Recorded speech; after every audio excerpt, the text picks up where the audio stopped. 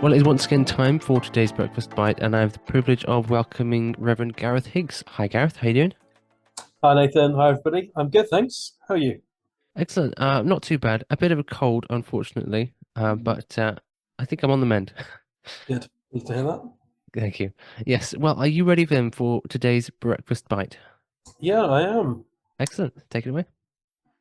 Um, I'm a fan of the 1980s sitcom Hello Hello, and there's a a character there who every time this character appears, he says, "It is I, Leclerc," and that's his kind of catchphrase. And for people watching the show, whenever that person appeared, there was kind of always a ripple of laughter because it was what was kind of set up to happen. I was just reading this week an account where Jesus uses the same words. He doesn't pretend to be an actor in a 1980s comedy, but he Jesus says, "It is I. Take courage. It is I." And the context is that there's the lake, the Sea of the Sea of Galilee.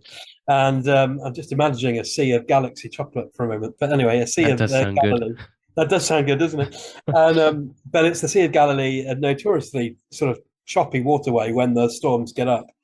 And the disciples are on the boat. Jesus' disciples are on the boat, and they're a bit nervous by the kind of wind and the waves. And then suddenly out comes a figure walking towards them. And they think, first of all, it might be a ghost. But Jesus says to them, take courage. It is I. Don't be afraid.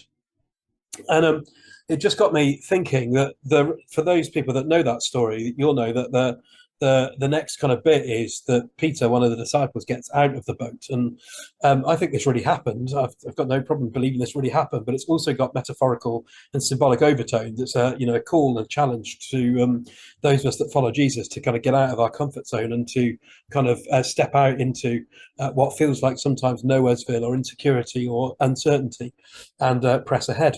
So all of that's true, and both physically and metaphorically.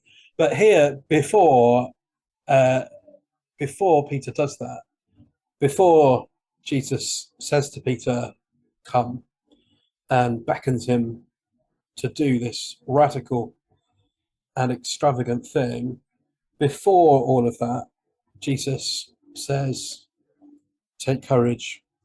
It is I. Don't be afraid." And I think for me, that is really, really encouraging. I'm in a season of life where my family and I have just made a kind of decision to step out, and so again,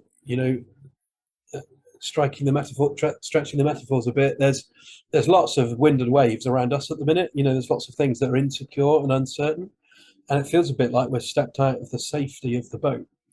But actually, before Jesus asked us to do that, um, he was the one who is always with us, the one who is our comfort, our strength and security. So therefore, it isn't kind of blind faith. It isn't stepping out into a sea of fear and insecurity and all sorts of dangers. Actually, it's stepping out into the providence of God, into the comfort of God, and holding on to the safe hand of God.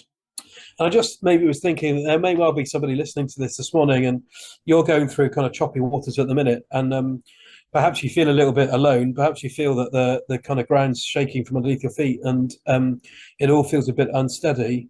Just want to say to you that I believe that if you are doing this with a heart after God, God is with you. He won't abandon you. He's the one who says, before he asks anything of you, before you do anything in response, he is the one who says, "It is I. Don't be afraid. It's me. I'm here. I am with you. I won't leave you. I won't forsake you. I won't drop you. You will not drown. I am here. Take courage. Do not be afraid." So I hope that perhaps that might be meaningful to somebody listening today, that you might know the comfort of God, the consolation of God, that you might know the God who is always with you. And perhaps if you stepped out and you're wondering, what have I done? I feel like I'm just about to sink. You have a God who holds you up and bears you up, who is right by your side, closer than you could ever imagine. So good there. Thanks so much, Gareth. And absolutely true. I mean, I think some of us, we may serve or work for people who don't necessarily walk with us all that well, might just sort of push us in a direction where we're not comfortable. But like you say, God's not like that. He walks with us. He's always there with us. And in Peter's case, when it went wrong, which is going to go wrong sometimes, we're not perfect. We're going to take our eye off the ball, off the game, and we're gonna sink sometimes. But it's really good to know that, like you say, Jesus is there and he's going to pick us up when it goes wrong. He's going to pick us up when we stumble and when we stink. Yeah, absolutely spot on. Now, thanks so much, Gareth. A really Right. great thought for us. It is good to step outside our comfort zone, and some of us we get too settled inside the boat. But people who it says people who step outside the boat who go on to achieve history-changing things, Yeah, to break that's right. records and to achieve things that make history. So yeah, it's worth it. It's worth the risk. And when you're going out, stepping out with God, you know He's always going to be there with you, which is fantastic. So thanks so much, Gareth. Great breakfast bite, and I look forward to another one next week. Cheers. All right. Take care. Have a good day, everyone.